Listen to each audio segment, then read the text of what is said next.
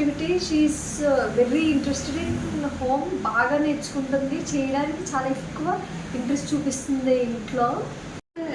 నేర్పించడం చాలా బాగుంది.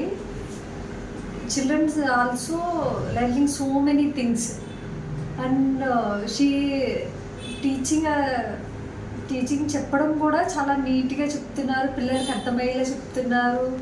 పిల్లలు కూడా చాలా త్వరగా నేర్చుకుంటున్నారు.